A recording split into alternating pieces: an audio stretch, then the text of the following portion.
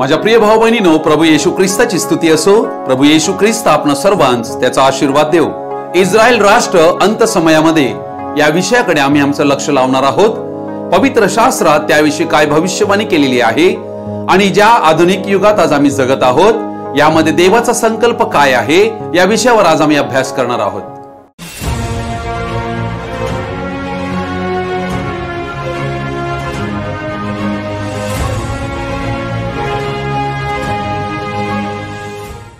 रोमकरास पत्र याचा 11वा अध्याय यातलं पहिलं वचन मी वाचत आहे. तर मी विचारतो, देवाने आपल्या लोकांना टाकून दिले आहे काय? कधीच नाही. गेले 2000 वर्ष झाली ज्या वेळेला इस्रायल लोकांनी प्रभू येशू ख्रिस्त याला देहदृष्ट्या वधस्तंभावर खिळल्यानंतर देवाचा जो संकल्प होता तो त्यांनी धिडकारला आणि मसीहा जो प्रभू येशू ख्रिस्त त्याला त्यांनी नाकारले आणि त्याला क्रुसावर ठार मारले. त्यानंतर पेंटिकॉस्टच्या दिवसापर्यंत जवळजवळ 20 वर्षे देवाने इस्रायल लोकांना समय दिला होता, परंतु इस्रायल लोकांनी देवाचं वचन धिडकारून दिलं. त्यानंतर देवाने इस्रायल लोकांबरोबर असणारा आपला व्यवहार थांबवून टाकला आणि आज जवळजवळ 2000 वर्षे झाली देव इस्रायल लोकांबरोबर कोणताही व्यवहार करीत नाही. आज या जगामध्ये पांगलेले इस्रायली लोक हे आपल्या मायदेशी इस्रायल भूमीमध्ये परत आलेले आहेत आणि आता त्यांची इच्छा आहे त्या ठिकाणी पुन्हा तिसरं मंदिर उभारलं जावं, यासाठी की ते यहोवा परमेश्वराची उपासना करू इच्छित आहे. तोच यहोवा परमेश्वर जो जुन्या करारातील देव होता तो नवीन करारातील प्रभू येशू ख्रिस्त आहे याची ओळख आता त्यांना मिळण्याची वेळ आलेली आहे. आता आम्ही जे या वचनामध्ये पाहिलं, रोमकरास पत्राच्या 11व्या अध्यायात संत पौल हे पत्र लिहित असताना त्या संत पौलाला ही गोष्ट या ठिकाणी कळत आहे की देवाने आपले लोक इस्रायल यांना टाकलेलं नाही. त्याला ही गोष्ट दिसत आहे, जरी देव इस्रायलवर क्रोधाविष्ट झाला, मसीहाला त्यांनी ठार मारले, तरी परंतु देवाने इस्रायल लोकांबरोबर आपला संकल्प, आपली योजना आणि त्यांच्यासाठी नेमलेला कालखंड ज्या देवाला त्यांच्या बरोबर व्यवहार ठेवायचा आहे तीच वेळ आता येऊन पोहोचलेली आहे. त्या वेळेत तुम्ही आणि आम्ही आज येऊन पोहोचलेलो आहोत आणि देव इस्रायलकडे वळणार आहे. आज त्या परमेश्वराने इस्रायल लोकांना त्यांच्या अनितीची, अधर्माची, त्यांच्या अन्यायाची आणि त्यांनी केलेल्या सर्व पापांची माफी करावी आणि त्यांना अपराधांतून मुक्त करावे, म्हणूनच त्यांच्यासाठी हा कालावधी देवाने ठेवलेला आहे. हा इस्रायली लोकांसाठी दानिएलाच्या 70व्या सप्तकांतील शेवटचा भाग आहे. इस्रायली लोकांनी ज्या वेळेला बराबसला सोडा परंतु येशू ख्रिस्ताला क्रुसावर द्या, हा मेलाच पाहिजे अशा प्रकारची घोषणा केली आणि येशू ख्रिस्ताला क्रुसावर देऊन त्याचा त्या ठिकाणी इन्कार केला, तेव्हा देवाने इस्रायलांना पाठ केली आणि देव परराष्ट्रीयांकडे वळाला आणि परराष्ट्रीय जे तुम्ही आणि आम्ही, त्या आम्हावर देवाची कृपा झाली. आम्ही परराष्ट्रीय कसे होतो? मत्ती शुभवर्तमान याचा 22 अध्याय 9 वचन म्हणते, म्हणून तुम्ही सवाठ्यावर जाऊन जितके तुम्हास आढळते तितक्याच लग्नाच्या मेजवानीस बोलवा. हे आम्ही परराष्ट्रीय लोक आहोत. आमच्याविषयी देवाचं वचन काय म्हणते? इफिसकरास पत्र 2 अध्याय 11 ते 13 वचन, म्हणून आठवण करा की तुम्ही पूर्वी देहाने परराष्ट्रीय आणि ज्यांची सुनता हाताने केलेली म्हणजे देहाची आहे अशा स्वतःला सुनती मनविणाऱ्या लोकांकडून बेसुनती मनविले जाणारे होता. ते तुम्ही आता त्या वेळेस ख्रिस्त विरहित, इस्रायलाच्या राष्ट्राबाहेरचे, वचनाच्या करारास परके, आशाहीन व देव विरहित असे जगात होता. परंतु जे तुम्ही पूर्वी दूर होता ते तुम्ही आता ख्रिस्त येशूच्या ठायी ख्रिस्ताच्या रक्ताच्या योगे जवळचे झाला आहात. प्रकटीकरण 2 अध्याय आणि 3 अध्याय यामध्ये 7 मंडळीचं युग दिलेली आहेत. या 7 युगांपैकी जे शेवटचं युग आहे, ज्याला लावदिकिया कलिसियाचं युग म्हणतात, या युगामध्ये आम्ही अंतिम टप्प्यात एकदम शेवटच्या पर्वात येऊन पोहोचलो आहोत. आणि इस्रायल विषयी आज आम्ही अभ्यास का करीत आहोत? कारण परराष्ट्रीय लोकांचा कालखंड आता समाप्त होऊन देव इस्रायल बरोबर आपला व्यवहार पुन्हा चालू करीत आहे. देव आणि आपले लोक इस्रायल टाकून दिलेले नाहीत. देव त्यांच्याशी पुन्हा आपला संबंध प्रस्थापित करून त्यांच्या अपराधांची क्षमा करून पुन्हा त्यांना त्याच्याशी समेट करावा, यासाठी हा देवाने नेमलेला कालावधी आहे. देव हा कालखंडाचा देव आहे. देव कालखंडाप्रमाणे मनुष्याबरोबर व्यवहार करीत आलेला आहे. म्हणून आम्हा परराष्ट्रीयांचा जो कालखंड आहे तो कालखंड समाप्त झाल्याशिवाय देव इस्रायल लोकांबरोबर आपला व्यवहार चालूच करू शकत नाही. अर्थात हा कालखंड कधी समाप्त होईल? हा कालखंड प्रभू येशू ख्रिस्ताची जी नवरी आहे म्हणजे मंडळी, वधू, ही ज्या वेळेला स्वर्गरोहणामध्ये रूपांतरामध्ये घेतली जाईल त्यानंतर देवाचा इस्रायल लोकांबरोबर व्यवहार चालू होईल. देव हा इस्रायल लोकांचा देव आहे आणि देव इस्रायल लोकांवर फार प्रेम करीतो. उत्पत्ती याचा 12वा अध्याय 2 आणि 3 वचन मी आपणा पुढे वाचत आहे. मी तुझ पासून मोठे राष्ट्र निर्माण करीन, मी तुला आशीर्वाद देईन, तुझे नाव मोठे करीन, तू आशीर्वादित होशील. देव अब्राहामाबरोबर बोलत आहे. तुझे जे अभिष्ट चिंततील त्यांचे मी अभिष्ट करीन, तुझे जे अनिष्ट चिंततील त्यांचे मी अनिष्ट करीन, तुझ्याद्वारे पृथ्वीवरील सर्व कुळे आशीर्वादित होतील.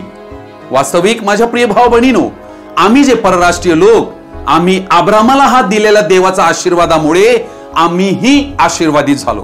पृथ्वीवरील कुळे आशीर्वादित झाले. अब्राहामाचा आशीर्वाद आम्हाला येशू ख्रिस्ताद्वारे मिळाला. बलाम संदेष्टा ज्या वेळेला मोवाबातला एक संदेष्टा होता ज्याने इस्रायल लोकांना शाप देण्यासाठी बालाकाकडून देणग्या घेतल्या होत्या, परंतु देवाने इस्रायल लोकांना शाप देऊ दिला नाही. तर असे म्हटले, जे इस्रायलला आशीर्वाद देतात ते आशीर्वादित होतील. आणि माझ्या प्रिय भाव बहिणीनो, देव आजही इस्रायलावर प्रेम करीत आहे. प्रिय भाव बहिणीनो, मी आपणास विनंती करीतो की तुम्ही ह्या विषयावर अधिक अभ्यास करण्यासाठी इस्रायल राष्ट्र, अंजिराचे झाड हा विषय आवर्जून पाहावा. नंतर एलियाच्या आत्म्याची 5 वेळा सेवकाई याचा भाग 4 हा देखील तुम्ही आवर्जून पाहावा. तसेच न्यू वर्ल्ड ऑर्डर, एक जग सरकार हा देखील संदेश तुम्ही आवर्जून पाहावा. याच्या तिन्ही संदेशाचे लिंक आपल्या डिस्क्रिप्शन मध्ये देण्यात आलेले आहे. म्हणजे महासंकटाच्या काळात इस्रायल लोकांबरोबर देवाचा व्यवहार जो आहे त्याविषयीचं संपूर्ण चित्र कळू शकेल. आम्ही शेवटच्या तासांतील विश्वासी आहोत आणि देवाची दैवी व्यवस्था जी इस्रायल राष्ट्राविषयी काय आहे हे ओळखणं अत्यावश्यक आहे. म्हणून दानियल हे पुस्तक भविष्यवाणीचे पुस्तक व चिन्हांचे पुस्तक आहे. आजच्या या काळामध्ये मिडल ईस्ट मध्ये ज्या गोष्टी घडत आहेत त्यामुळे बायबल अभ्यासकांचं लक्ष दानियेलच्या पुस्तकाकडे वेधलं गेलेलं आहे. बायबलच्या भविष्यवाणीनुसार 70व्या सप्तकाचा दृष्टांत व त्यांतील घटना या जगातील इतिहासात इस्रायलासाठी सर्वात महत्वाचा व ठळक मुद्दा बनलेला आहे. अर्थात या ठिकाणी देव इस्रायल लोकांबरोबर काय करणार आहे या 3.5 वर्षाच्या कालावधीमध्ये दानियल संदेष्टाने दानियल 9 अध्याय आणि याच्या 24 वचनामध्ये एक महत्वाची उद्देश दिलेले आहेत. अर्थात हा 6 घडीचा उद्देश दानियल संदेशाला गॅब्रिएल देवदूताद्वारे प्रकट करण्यात आला. 24 वचन मी वाचत आहे.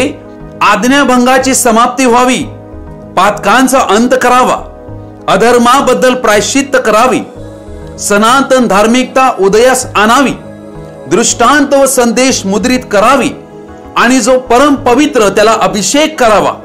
हे घडून येण्यासाठी तुझे लोक व तुझे पवित्र नगर या संबंधाने 70 सप्तके ठरली आहेत. आजच्या या आधुनिक जगामध्ये आम्ही पाहत आहोत की इस्रायल लोक आपल्या राष्ट्रामध्ये इस्रायल भूमीमध्ये परतलेले आहेत.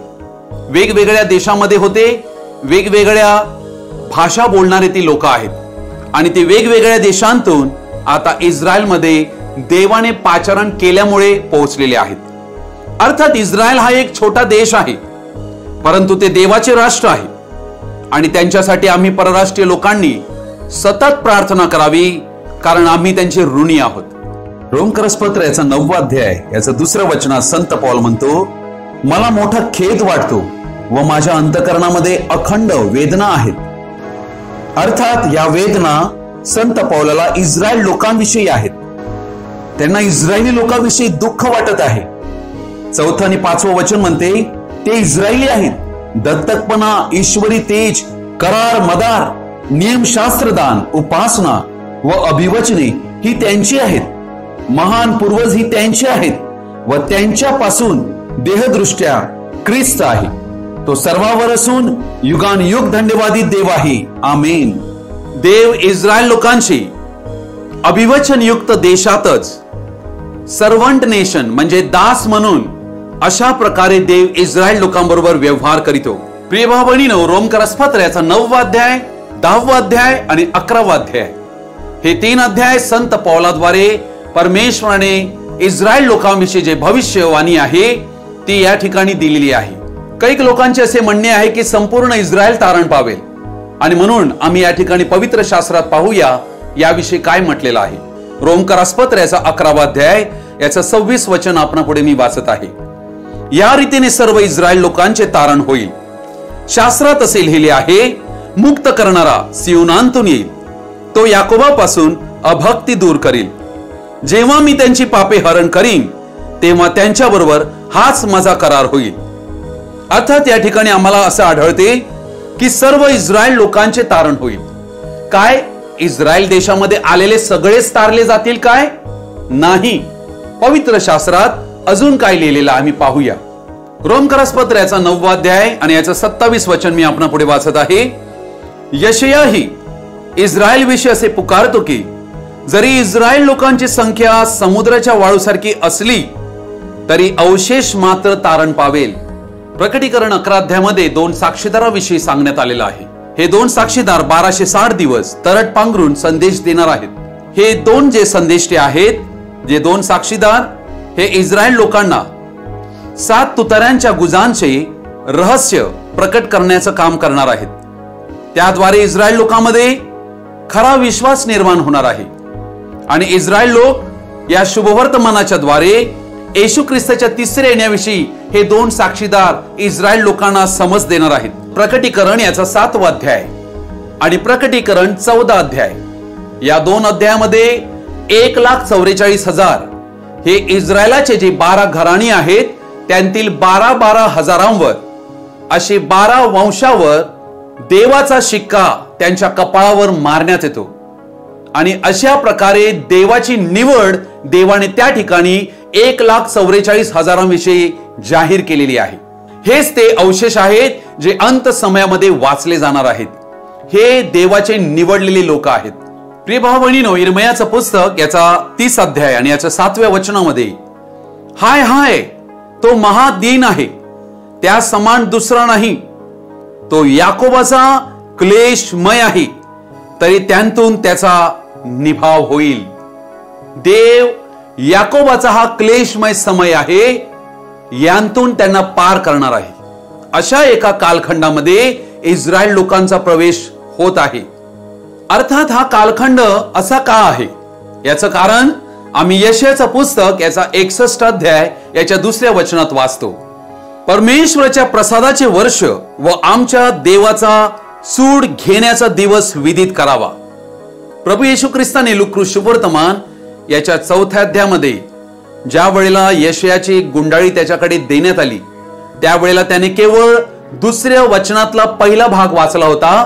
परमेश्वराच्या प्रसादाचे वर्ष हे प्रभू येशू ख्रिस्ताचं येणं होतं, नियमशास्त्राच्या कालखंडाचा अंत होता आणि कृपेच्या कालखंडाची सुरुवात होती. परंतु आता जो कालखंड येत आहे हा देवाचा सूड घेण्याचा दिवस आहे आणि याविषयी येशूने वाचलं नव्हतं, कारण हा समय आजच्या काळातला आहे ज्यात इस्रायल लोकांबरोबर ज्या वेळेला देवाचा व्यवहार सुरू होईल त्यावेळेला संपूर्ण जगांतील परराष्ट्रीय लोकांवर देव सूड उगवील. अर्थात हा काळ एवढा कष्टमय आणि दुःखमय का असणार आहे? कारण ख्रिस्त विरोधक हा एक पुरुष या जगामध्ये उभा राहणार आहे आणि ज्या वेळेला येशू ख्रिस्ताच्या मंडळीचं स्वर्गारोहण होईल त्यावेळेलाच हा सैतान खाली फेकण्यात येईल. ज्या वेळेला तो खाली फेकण्यात येईल त्यावेळेला तो एका पुरुषामध्ये, जो या जगामध्ये धार्मिक नेतृत्व करणारा, शांती शांती म्हणून लोकांवर प्रभाव टाकणारा व्यक्ती, यामध्ये तो शिरेल आणि त्यावेळेला संपूर्ण जगांतील धर्मीयांना तो एकत्र करील आणि त्यांच्याशी करार करील. अनेक राष्ट्रांशी त्याचा हा करार होईल, परंतु तो कराराच्या नंतर विश्वासघात करील. दानिएलाचं पुस्तक 9 अध्याय याच्या 27व्या वचनात याविषयी भविष्यवाणी करण्यात आलेली आहे. त्याला 42 महिन्याचा कालावधी देण्यात आलेला आहे. प्रकटीकरण 13 अध्याय यामध्ये याच्याविषयी संपूर्ण माहिती देण्यात आलेली आहे. अशा प्रकारे त्याचं राज्य वन वर्ल्ड गव्हर्नमेंट, संपूर्ण जगावर एक महासत्ता अशा प्रकारचे राज्य ख्रिस्त विरोधकाचं असेल. रोमकरास पत्राचा 11वा अध्याय वचन 7 म्हणते, तर मग काय, जे मिळविण्यासाठी इस्रायल जोराचा प्रयत्न करीत आहे ते त्याला मिळाले नाही, निवडलेल्या लोकांना मिळाले आणि बाकीचे कोडगे झाले. या ठिकाणी आम्ही पाहत आहोत की इस्रायल लोक या ठिकाणी आंधळे करण्यात आले. आजच्या दिवसापर्यंत देवाने त्यांना मंद बुद्धी, पाहता येऊ नये असे डोळे व ऐकता येऊ नये असे कान दिले. या शास्त्रलेखाप्रमाणे झाले.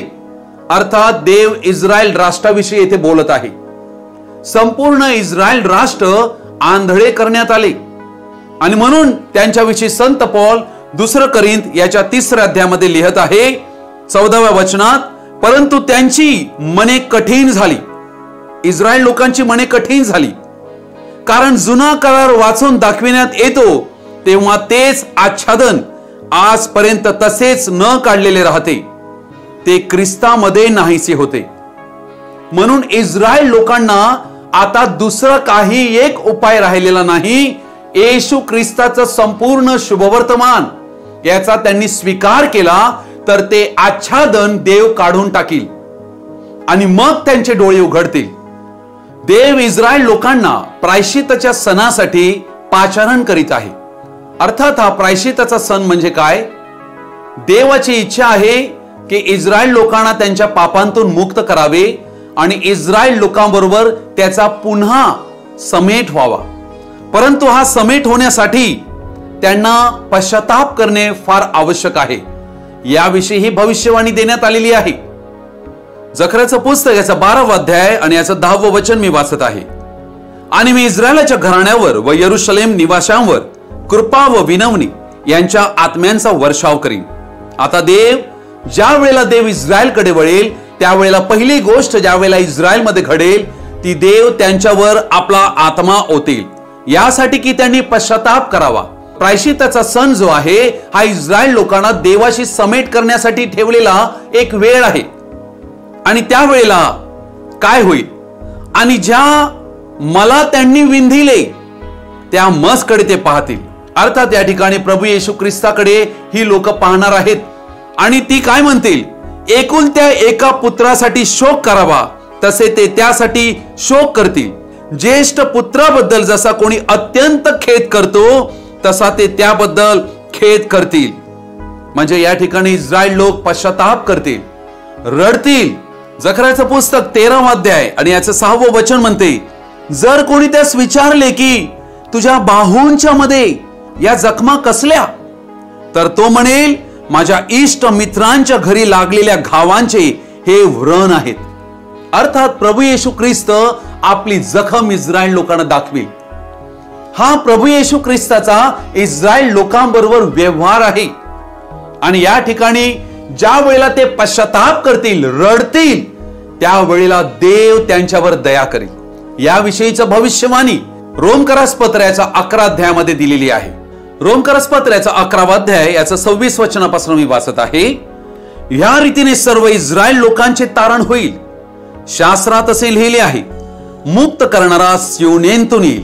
हा प्रभू येशू ख्रिस्त आहे जो मुक्ती देणारा, तारणार आहे. तो याकोबापासून म्हणजे इस्रायलापासून अभक्ती दूर करील.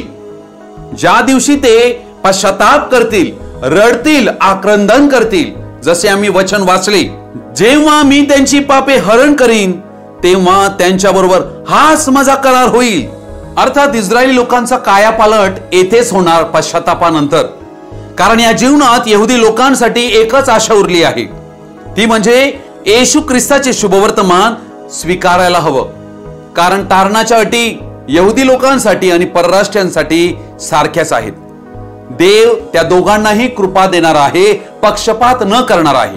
म्हणून जे वचन पेंटिकॉस्टच्या दिवशी प्रचार करण्यात आलं आणि ज्याचा इन्कार इस्रायल लोकांनी केला, तेच वचन या ठिकाणी स्वीकारण्यात येईल. म्हणून इस्रायल लोकांना देव या ठिकाणी ज्या वेळेला ते पश्चाताप करतील तेव्हा देवाशी त्यांचा समेट होईल आणि देवाशी त्यांच्या समेट झाल्यावर देव त्यांना शिक्का देईल. प्रकटीकरणाचं पुस्तक याचा 7वा अध्याय आपण पुढे मी वाचत आहे. या ठिकाणी या जगामध्ये त्यावेळेला 2 संदेष्टे इस्रायलमध्ये असतील, जे 2 साक्षीदार एलियाच्या आत्म्याने आणि मोशेच्या आत्म्याने आलेले असतील. ते प्रकट होण्याची वेळ अजून व्हायची आहे. या ठिकाणी आम्ही पाहत आहोत प्रकटीकरणाचं पुस्तक 7वा अध्याय 1 ते 3 वचन. यानंतर 4 देवदूत पृथ्वीच्या 4 कोणांवर उभे राहिलेले पाहिले. ते पृथ्वीवरून समुद्रावरून वारा वाहू नये व कोणत्याही झाडाला लागू नये म्हणून पृथ्वीचे 4 वारे अडवून धरीत होते. यांना बांधून ठेवण्यात आलेला आहे. अन्यथा या जगात हर्मगिदोनाची लढाई झाली असती. म्हणून पहिलं महायुद्ध आणि दुसरं महायुद्ध हे थांबविण्यात देवाकडून आलेलं आहे. इस्रायल लोकांना जिथपर्यंत शिक्का मिळत नाही तिथपर्यंत देव या पृथ्वीवर हा वारा वाहू देणार नाही. मी आणखी एक देवदूत सूर्योदयाच्या दिशेने वर चढताना पाहिला. त्याच्याजवळ जिवंत देवाचा शिक्का होता. त्या 4 देवदूतांकडे पृथ्वीला व समुद्राला उपद्रव करण्याचे काम सोपविले होते. त्यांना तो उच्च स्वराने म्हणाला, आमच्या देवाचे जे दास आहेत त्यांच्या कपाळावर आम्ही शिक्का मारीपर्यंत पृथ्वीला, समुद्राला व झाडांना उपद्रव करू नका. अर्थात इस्रायल लोकांना पश्चातापानंतर हा शिक्का प्राप्त होतो. इस्रायल देश हा कधी जन्मतो? ज्या वेळेला ते पश्चाताप करीतात, देवाशी त्यांचा समेट होतो, देव त्यांचा स्वीकार करीतो, देव त्यांना शिक्का मारतो. तीच वेळ आहे इस्रायल राष्ट्राचा जन्माची. यशायाचं पुस्तक याचा 66 अध्याय याच्या 8व्या वचनामध्ये लिहिलेलं आहे, अशी गोष्ट कधी ऐकली आहे काय? अशी गोष्ट कोणी पाहिली आहे काय? देश एका दिवसात जन्म पावतो काय? हालेलुया. काही लोकांना असं वाटतं की 14 मे 1948 रोजी इस्रायल देशाचा जन्म झाला. नाही प्रियजन हो, अवशेष मात्र तारला जाईल. हा जन्म जो आहे हा नवीन जन्म आहे. हा नवीन जन्म 1,44,000 प्राप्त होणार आहे, जे देवाचे निवडलेले लोक आहेत. बाकीचे इस्रायल देशात आलेले लोक हे बोलावलेले लोकांपैकी आहेत. म्हणून वचनात दिलेलं आहे, परंतु सियोनेने वेण्या दिल्या, ती आपली मुले प्रसवली. हालेलुया. रोमकरसपत्र याचा 11वा अध्याय आणि याचं वचन 16 पासून मी वाचत आहे. कणिकेची पहिली मूठ पवित्र ठरल्यास गोळाही तसाच पवित्र ठरेल, आणि मूळ जर पवित्र तर फांद्याही पवित्र ठरतील. अर्थात या ठिकाणी आता संत पौल एका जैतून झाडाविषयी म्हणत आहे. इस्रायल राष्ट्राला अंजिराचं झाड संबोधलं आहे. इस्रायल राष्ट्राला जैतुनाचं झाड ही संबोधलं आहे. इस्रायल राष्ट्राला द्राक्ष वेल ही संबोधलेला आहे. आणि आता मी या जैतून झाडाविषयी त्याकडे आपली दृष्टी लावूया. वचन 17 म्हणते, आता जर काही फांद्या तोडून टाकण्यात आल्या आणि तू रानटी जैतून असता त्यांच्या जागी कलम रूपे लावला गेलास व जैतुनाच्या पौष्टिक मुळाचा भागीदार झालास. आता या ठिकाणी महान कार्य घडलेलं आहे. इस्रायल लोक हे ते जैतून झाड आहे आणि आम्ही परराष्ट्रीय लोक हे रानटी जैतून आहे. इस्रायल लोकांच्या या झाडाच्या फांद्या छाटण्यात आल्या, तोडून टाकण्यात आल्या. आणि वचन म्हणते, तू म्हणजे परराष्ट्रीय लोक, आम्ही रानटी जैतून असताना आम्हाला त्या जागी कलम रूपे लावण्यात आली आणि आम्ही जैतुनाच्या पौष्टिक त्या मुळाचे भागीदार ठरलो. आणि म्हणून आम्हाला या ठिकाणी दिसते की मूळ जर पवित्र तर फांद्याही पवित्र. इस्रायल लोक रोमकरसपत्र याचा 9वा अध्याय 30वं वचन त्यांच्याविषयी काय म्हणत आहे इस्रायल लोकांविषयी? तर मग आपण काय म्हणावे? असे की जे परराष्ट्रीय नीतिमत्वाच्या मागे लागले नव्हते त्यांना नीतिमत्व म्हणजे विश्वासाच्या द्वारे मिळणारे नीतिमत्व प्राप्त झाले. परंतु इस्रायल लोक नीतिमत्वाच्या नियमामागे लागले होते तरी ते त्या नियमापर्यंत जाऊन पोहोचले नाहीत. का नाहीत? कारण विश्वासाने नव्हे तर कर्मांनी कार्य होईल असे समजून ते त्याच्या मागे लागले. अडवणुकीच्या धोंड्यावर ते ठेचाळले. याप्रमाणे शास्त्रात लिहिले आहे, पहा, अडवणुकीचा धोंडा व अडखळण्याचा खडक मी सियोनात ठेवतो. त्याच्यावर जो विश्वास ठेवील तो फजित होणार नाही. आणि या ठिकाणी इस्रायल लोकांनी अशा प्रकारे अविश्वास केल्या कारणाने देवाने त्यांना छाटून टाकले आणि आम्ही परराष्ट्रीय लोक त्या जागी लावण्यात आलो. आता ही गोष्ट 2000 वर्षापूर्वी घडली आणि ती आता चित्रामध्ये संत पौल रोमकरसपत्राच्या 11 अध्यायात मांडत आहे. 18व वचन म्हणते, रोमकरसपत्र 11 अध्याय 18व वचन म्हणते, तर त्या फांद्याहून मी मोठा आहे अशी बढाई मारू नको. मारशील तर हे लक्षात ठेव, बढाई हे खमीर आहे. आम्ही आमच्या कर्मांनी तारण प्राप्त केलेलं नाही. इफिसकरासपत्र 2 अध्याय 8व वचन म्हणते, विश्वासाद्वारे कृपेने तुमचे तारण झाले. हे आमच्याकडून झाले असे नाही, हे देवाचे दान आहे. आम्ही बढाई मारता कामा नये. लक्षात घ्या, आमच्या कोणत्या कृत्यामुळे आम्ही वाचलो नाही. आणि म्हणून या ठिकाणी संत पौल इशारा देत आहे, तर त्या फांद्याहून मी मोठा आहे अशी बढाई मारू नको. मारशील तर हे लक्षात ठेव की तू मुळाला आधार दिलेला नाहीस, तर मुळाने तुला आधार दिलेला आहे. मग तू म्हणशील की माझे कलम लावावे म्हणून फांद्या तोडून टाकण्यात आल्या. बरे, अविश्वासामुळे त्या तोडून टाकण्यात आल्या. इस्रायल लोकांनी अविश्वास केला म्हणून त्यांना तोडण्यात आले आणि विश्वासाने तुला स्थिरता आली. आम्ही विश्वास ठेवला येशू ख्रिस्तावर आणि आम्हाला न्याय पण मिळालं. आम्हाला देवाचे पुत्र म्हणण्याचा अधिकार मिळाला. विश्वासाने आम्ही स्थापित झालो, जैतून झाडामध्ये स्थापित झालो. त्या पवित्र मुळाचा आम्ही भागी ठरलो. तर अहंकार बाळगू नको, भीती बाळग. कारण जर देवाने मूळच्या फांद्या राखल्या नाहीत तर तो तुलाही राखणार नाही. म्हणजे देव न्यायी देव आहे. त्याने इस्रायल लोकांना त्यांच्या अविश्वासामुळे छाटलं, तर तुम्हीही जर बढाई मारली आणि त्याप्रमाणे पाप केले तर तुम्हालाही छाटण्यात येईल. अशी घोषणा संत पौलाद्वारे देव करीत आहे आणि ते परराष्ट्रीय युगाच्या अंतात हीच गोष्ट घडणार आहे. अर्थात देवाची ममता व कडकपणा पहा. पतन झालेल्या विषयी कडकपणा आणि तुझ्याविषयी देवाची ममता. पण तू त्याच्या ममतेत राहशील तर, नाहीतर तूही छेदून टाकला जाशील. म्हणून माझ्या प्रिय भाऊ बहिणीनो, 24 वचन असं म्हणते, जे मूळचे रानटी जैतून झाड, त्यांतून तुला कापून तुझे कलम सृष्टी क्रम सोडून चांगल्या जैतूनात लावले. अब्राहमाला दिलेला सर्व आशीर्वाद येशू ख्रिस्ताद्वारे तुम्हाला आणि आम्हाला प्राप्त झाला. गलतीकरसपत्राचा 3 अध्याय आणि याचं वचन 14 म्हणते, यात उद्देश हा की अब्राहमाला दिलेला आशीर्वाद ख्रिस्त येशूमध्ये परराष्ट्रीयांना मिळावा. म्हणजे आपणाला विश्वासाच्या द्वारे आत्म्याविषयीचे अभिवचन मिळावे. म्हणजे देवाने अब्राहमाला जे काही अभिवचन दिले ते येशू ख्रिस्ताद्वारे आम्हा परराष्ट्रीयांना प्राप्त झाले आणि आम्ही त्या पौष्टिक मुळाचे भागीदार बनलो. आम्ही वास्तविक सृष्टीक्रम सोडून कलम रूपाने लावण्यात आलो, जे नैसर्गिकरित्या त्या झाडातले नव्हतो, परंतु ते सृष्टीक्रम सोडून चांगल्या जैतूनात आम्हाला लावले.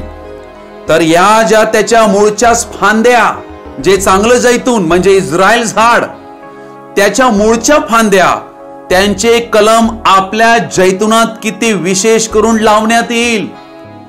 म्हणून 23 वचनात संत पौल म्हणतो, आणि ते अविश्वासात न राहिले. कोण? इस्रायली लोक. इस्रायली लोक जर अविश्वासात नाही राहिले, आणि आता मी पाहिलं त्यांच्याविषयी की ते त्या अविश्वासात राहणार नाहीत, कारण त्यांचे पुन्हा कलम लावण्यास देव समर्थ आहे.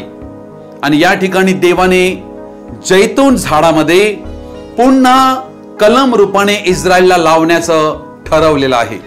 आणि म्हणूनच आम्ही या ठिकाणी पाहत आहोत, जैतून झाडांतून येशू ख्रिस्ताची मंडळी स्वर्गरोहणामध्ये गेल्यानंतर रानटी जैतून या जैतून झाडांतून छाटण्यात येतील आणि केवळ जे मूळचं जैतून झाड त्याला फाटे येतील, त्याला फांद्या फुटतील आणि तेच इस्रायली लोक आहेत ज्यांचा देव स्वीकार करेल. रोमकरसपत्र 11 अध्याय 12 वचन म्हणते, तर आता त्यांचा अपराध ही जर जगाची संपत्ती, बघा इस्रायल लोकांनी अपराध केला, मसीहाला क्रुसावर दिलं, यामुळे आम्ही परराष्ट्रीय जे संपूर्ण जगातली लोक, आम्हाला ही संपत्ती प्राप्त झाली की ख्रिस्त जो देवाची संपत्ती, ज्ञानाची संपत्ती, जीवनाची संपत्ती, ती आम्हाला प्राप्त झाली. आणि त्यांचा रास ही जर परराष्ट्रीयांची सधनता आहे, तर त्यांची भरती झाल्यास ती सधनता कितीतरी अधिक होईल. त्यांचा त्याग हा जर जगाचा समेट आहे, तर त्यांचा अंगीकार ज्या वेळेला होईल तेव्हा पहिलं पुनरुत्थान येईल, हा याचा अर्थ आहे. अर्थात देवाचा चांगुलपणा आणि देवाचा कडकपणा ही एकाच नाण्याची दोन बाजू आहे. कडकपणा हा प्रेमाचाच भाग असतो. देवाच्या ममतेत तू राहशील तर, म्हणजे गर्विष्ठ बनणे किंवा बढाई मारणे हे देवाला बिलकुल आवडत नाही. म्हणून छाटले जाल, ही देव या ठिकाणी कडकपणा दाखवित आहे. म्हणून कोणीही देवाचा हात पकडून देवाला थांबवू शकत नाही आणि त्याला शिकवू शकत नाही की तू काय करतोस. एक शेतकरी कोणालाही न विचारता त्याच्या बागेतील झाडाचा निर्णय घेतो की ते छाटावे की राखावे. देव ही तसाच व्यक्ती आहे. देवाचा उद्देश जिथपर्यंत संपत नाही तिथपर्यंत त्यांना पुन्हा कलम म्हणून लावण्यास देव सिद्ध आहे. मला आशा आहे भाऊ बहिणींनो की अंत समयातील इस्रायल राष्ट्राविषयी देवाचा संकल्प काय आहे याची माहिती तुम्हाला कळलेली असावी.